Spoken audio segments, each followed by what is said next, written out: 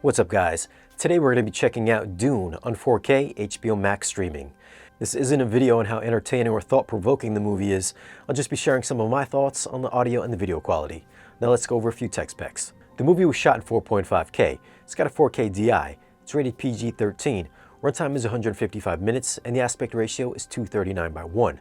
So there are black letterbox bars and there are no IMAX shots. At least not on HBO Max. Maybe there will be when it hits 4K Blu-ray. Source-wise, I use the Apple TV 4K to watch the movie on, so if you've got a different streaming device, then it could very possibly look different than the Apple TV. For a list of all the equipment I use for these reviews, you can find all that info in the video's description. As I mentioned earlier, there are no IMAX shots despite the movie being formatted for IMAX screens. This movie was also not shot using IMAX cameras. It was shot using ARRI cameras that are certified for IMAX in 4.5K resolution. You might think that this being shot in 4.5K would lead to a 4K crisp transfer, but I didn't find that was the case. They actually had shot the film digitally, then scanned it to 35mm, then back to digital. So this does have a very organic film-like look with a very fine layer of grain. I'd say if you're a grain hater, you probably won't be too bothered by it.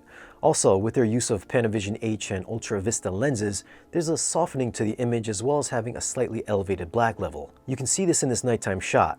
The blacks aren't truly deep and contrasty, but elevated enough to give it a soft cinematic look. There's still very nice shadow detail and the occasional compression artifacts since this is a digital stream, but it still looked really great. Detail and sharpness, as mentioned before, isn't razor sharp or super clean like Aquaman or Gemini Man, but you'll still see those fine details such as wrinkles and pores, and of course the background set pieces looked amazing. As far as the digital effects, I believe they were finished in 2K, so those wide shots of ships and landscapes did look soft at times, and other times they blended in perfectly fine. One thing I did notice with some of those digital effects was cropping it down from the IMAX ratio down to scope. Now, I didn't watch this movie at my local IMAX, so I'm just speculating here. But for instance, this shot of the ship coming out of the water is probably in the taller aspect ratio since it looks like it's been cut off at the top. The attack on Arrakis, I would guess, is in the IMAX ratio as well since the ships lack that grandiose feel. Now, if these shots were actually in IMAX and you've seen the movie, then leave a comment down below and let me know. Otherwise, I'm just making some stuff up in my head.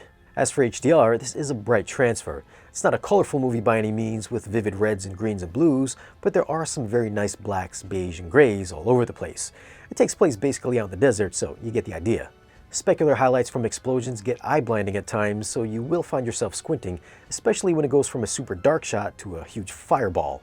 If you're new to the channel and you're into new 4K movies and audio and video gear and want to see more videos like this, then be sure to tap the subscribe button for new weekly videos. The image quality, I think personally, is a standout, and I'd have to say that the audio quality is equally as impressive. It's in Dolby Atmos, and it's one of the most engaging mixes that I've heard this year.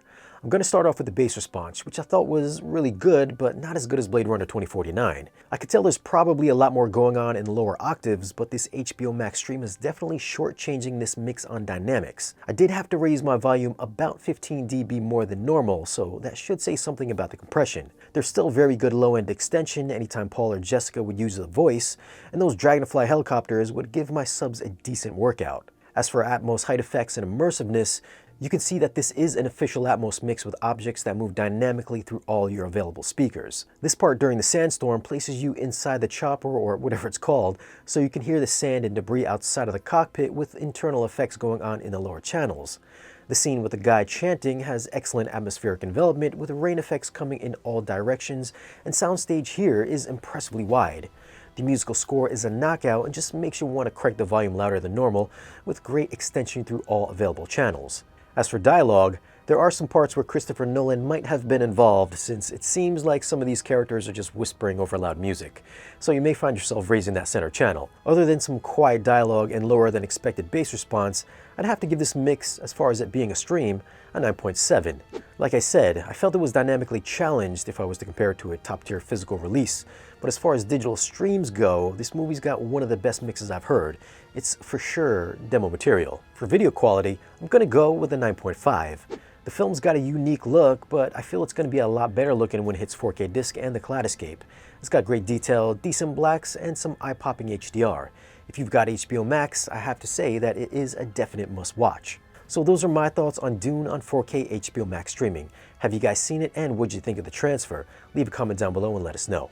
As always, guys, thanks for watching. If you want, you can follow us on social media, and if you want to support the channel and get exclusive content or great discounts on audio and video gear, then stop by our Patreon page. Be sure to like, share, and subscribe, and we'll see you again in the next video.